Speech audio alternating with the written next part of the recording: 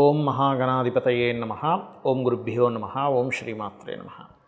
మనం ఈరోజు 1వ తేదీ నుంచి 7వ తేదీ వరకు ఉన్నటువంటి గ్రహస్థితిని ఆధారంగా 12 లగ్నాల వారికి ఎటువంటి ఫలితాలు రాబోతున్నాయి. ముందుగా అసలు ఈ వారం గ్రహస్థితి ఎలా ఉంది అని చూసుకున్నట్లయితే మీనరాశిలో శని, మేషంలో శుక్రుడు, అదేవిధంగా వృషభ రాశిలో రవి బుధులు ఉంటూ ఆ యొక్క బుధులు 6వ తేదీ మనకి మిథునంలోకి మారుతున్నాడు. మిథునంలో గురువు ఉన్నాడు. అదేవిధంగా కర్కాటక రాశిలో నీచ స్థానంలో ఉన్నటువంటి కుజుడు మనకి ఈ 7వ తేదీ నుంచి మన సింహరాశిలోకి మారడము, మరియు అదేవిధంగా మకా నక్షత్రంలోకి మారుతున్నాడు ఆయన కుజుడు. దాంతోపాటు కేతువు కూడా సింహరాశిలోనే ఉన్నాడు. ఈ యొక్క చంద్రుడు కర్కాటక రాశి నుంచి తులారాశి వరకు ఈ వారం సంచారం జరగనుంది.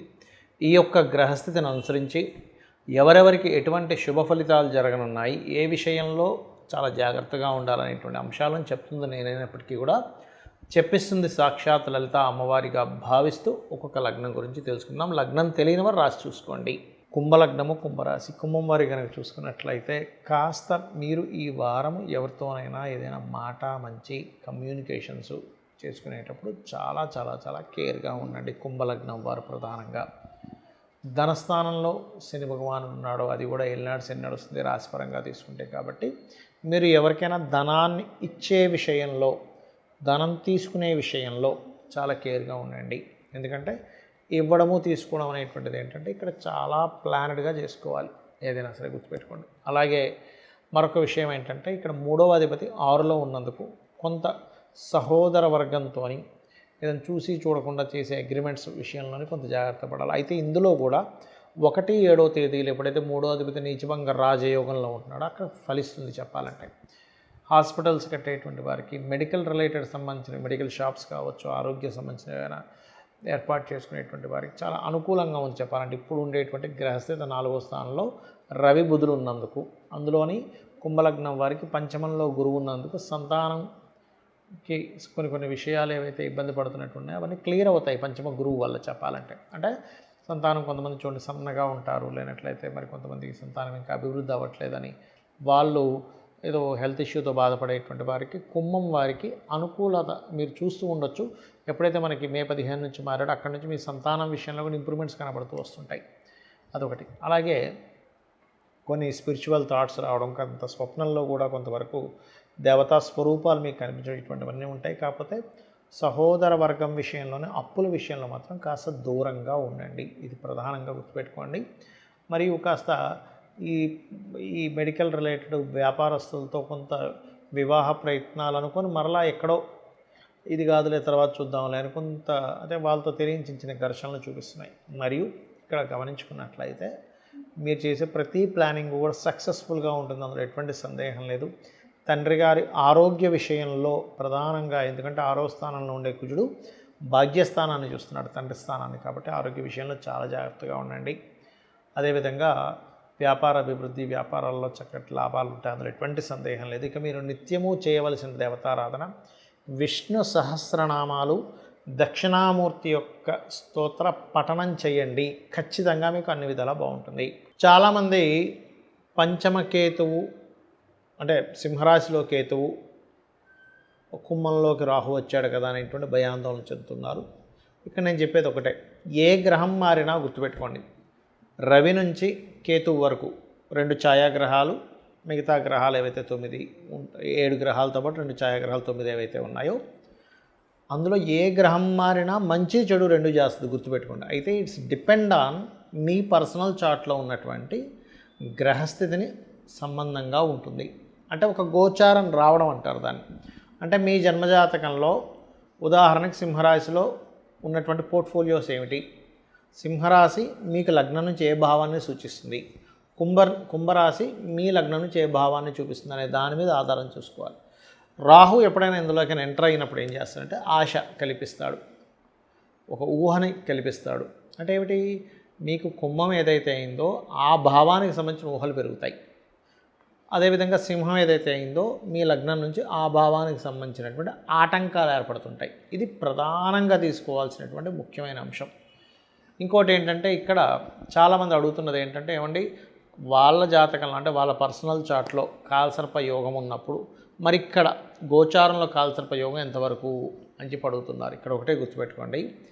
పాయింట్ నెంబర్ 1, కాలసర్పయోగం అనేటువంటి జన్మజాతకానికి అప్లై చేయకూడదు. శాస్త్రంలో ఉన్న విషయం ఇది. ఒకటేంటంటే కాలసర్పయోగాన్ని దేశకాల పరిస్థితులు, అంటే దేశాల్లో సునామీలు వస్తాయా, యుద్ధాలు వస్తాయా, జబ్బులు వస్తాయా, ఎలాంటివి వస్తాయి, భూకంపాలు వస్తాయా, యుద్ధాలు వస్తాయి, ఇలాంటివి చెప్పడానికి మాత్రం వాడాలి. అందుకే చూడండి, మనకి ఇప్పుడు కాలసర్పయోగం ఫస్ట్ టైం అప్పుడు వచ్చినప్పుడు కరోనా లాంటిది వచ్చింది. ఇప్పుడు కొంత అటాక్స్, భయాందోళనతో జనాలు ఇబ్బందులు పడి ఇలాంటివన్నీ మనం చూస్తున్నాం. పెద్ద పెద్ద వర్షాలు, తుఫాన్లు, లేకపోతే మనకి ఈ యొక్క అంటే రకరకాల విపత్తులు మనం చూస్తూ ఉన్నాం. కాబట్టి ఏంటి అంటే ఎర్త్క్వేక్స్ కూడా వస్తున్నాయి. అంటే ఏమిటి, కాలసర్పయోగాన్ని దేశకాల సంబంధించినవి చూసుకోవాలి. ఎవరికైనా కనుక ఉదాహరణకి ఇప్పుడు మనకి సింహంలో కేతు మారాడు, కుంభంలోకి రాహు మారాడు. ఇప్పుడు నిజంగానే వాళ్ళ పర్సనల్ చార్ట్లో కనుక రాహుకేతువులు అక్కడ ఉంటే మాత్రం ఖచ్చితంగా వాళ్ళకి గుర్తుపెట్టుకోండి, ఒక గుడ్ ఈవెంట్, ఒక జాగ్రత్త, అంటే కొంత ఇబ్బందికరమైన ఈవెంట్ రెండూ జరుగుతాయని చెప్తుంది నాడీ ఆస్ట్రాలజీ. ఇది గుర్తుపెట్టుకోండి. అయితే ఇక్కడ ప్రధానంగా మీరు తీసుకోవాల్సింది అసలు మీ పర్సనల్ చార్ట్లో ఏముంది, మీరు ఎందుకు ఎదగలేకపోతున్నారంటే మీ లగ్నము, మీ దశమము ఎలా ఉన్నాయో చెక్ చేసుకోవాలి. మీకు ధనపరంగా ఎందుకు ఎదగలేకపోతున్నారంటే మీ జన్మజాతకంలో ధనాధిపతి ఏ మార్గంలో వెళ్తే ధనం వస్తుందని చెప్తుంది. మెడికల్ రిలేటెడా, లేకపోతే బిజినెస్ రిలేటెడా, లేనట్లయితే ఏదైనా ఒక జాబ్ చేసుకునేదా, ఇక్కడ బయటికి వెళ్ళాలా, లేకపోతే ఆ బిజినెస్లో కూడా మార్కెటింగ్ రిలేటెడ్ చేసుకోవాలనుకుంటున్నారా, బ్యూటీ రిలేటెడా అనేటువంటిది ఒక లెక్క ఉంటుంది. అది ఎలా వస్తుంది అంటే ధనాధిపతి ఏ గ్రహాలతో ఎలా ఉన్నాడనే దాని మీద ఉంటుంది. అలాగే కొంతమందికి సహోదరులతో కలిసి చేసేవి బాగా కలిసి వస్తాయి, కొంతమంది సహోదరులతో కలిసి చేసేవి రావు. ఎందుకంటే వాళ్ళకి రుణపడి ఉంటారు, ఏవో వాళ్ళు వీళ్ళు కలిసి చేస్తారు, సరిగ్గా కలిసి రాదు, లేదా సహోదరులతో శత్రుత్వాలు ఉంటాయి. అవన్నీ మూడో అధిపతి. కొంతమంది ల్యాండ్స్ కొనుక్కుంటే కోటీశ్వర్లు అయిపోతారు, కొంతమంది ల్యాండ్ కొనడం వల్లే డౌన్ఫాల్ అయిపోతారు. అప్పుడేమిటి, మీ పేరు మీద కాకుండా మీ పిల్లల పేర్ల మీద, లేకపోతే మీ జీవిత భాగస్వామి పేరు మీద కొనుక్కోవాలని తెలుస్తుంది. అంటే 4వ అధిపతి పాడయ్యాడు. ఈ 4వ అధిపతి ఏంటి, తల్లితో ఉండేటువంటి రిలేషన్ని, మీ ఎడ్యుకేషన్ రిలేటెడ్ సంబంధించిన విషయాల్ని చెప్తుంది. మరి కొంతమందికి సంతానం ఆలస్యం అవుతుంది, కొంతమందికి వివాహం ఆలస్యం అవుతుంది. ఒక సమయం ఉంటుంది, ఫలానా సమయంలో ప్రయత్నం చేస్తే వివాహం అవుతుంది, ఈ సమయంలో చేసుకోవడం చాలా మంచిది, ఇలాంటి వ్యక్తి వస్తారు మీకు అనేటువంటిది పక్కాగా ఉంటుంది, గుర్తుపెట్టుకోండి.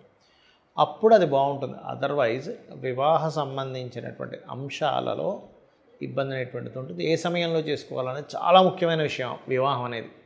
అలాగే ఉద్యోగం కావచ్చు, వ్యాపారం కావచ్చు, ఇక్కడుంటే బాగుంటుందా, విదేశాలకు వెళ్తే బాగుంటుందా, లేకపోతే ఇన్వెస్ట్మెంట్స్ ఎప్పుడు చేయాలి. చాలామంది లైఫ్లో జరుగుతున్న విషయం ఏంటంటే 12వ స్థానం ఎలా ఉందో చూసుకోవాలి. 12వ స్థానం బాగా పాడైపోయింది, అప్పుడు ఏమవుతుంది, వివాహ జీవితం మీద ఎఫెక్ట్ ఉంటుంది, ఇన్వెస్ట్మెంట్స్ చేయడం వల్ల కూడా ఎఫెక్ట్ ఉంటుంది. అంటే ఏంటి, బ్యాడ్ టైం, గుడ్ టైం అంటాం, చాలా మంచి టైం నడిచింది, చాలా బ్యాడ్ టైం నడిచింది అంటూ ఉంటాం. అంటే ఏమిటి, ఈ 12వ స్థానం గనక మీకు పాపగ్రహ సంబంధాలతో గోచారం కూడా కనెక్ట్ అయ్యింది అంటే ఆ టైంలో ఇన్వెస్ట్మెంట్ చేయకూడదు. అది కేవలం స్థానము, స్థానాధిపతే కాదు, ఈ స్థానాధిపతి ఏ గ్రహానికి పోర్ట్ఫోలియో అందించాడని చూసుకోవాలంటే గ్రహాలు ఎప్పుడు కూడా శాస్త్రంలో మనకు పరాశర మహర్షి చెప్పింది ఏమిటంటే ఆత్మ సంబంధినో ఏచ ఏ ఏ నిజసధార్మిణ దశాంతర్దశాశ్వేవ దిశంతి స్వదశాఫలం. అంటే ఆత్మ సంబంధం చేత ఏ ఏ గ్రహం ఇంకో గ్రహానికి అందిస్తూ ఉంటుంది, అంతేగాని డైరెక్ట్గా ఆ గ్రహం ఆ ఫలితం ఇవ్వదు ఎప్పుడు కూడా.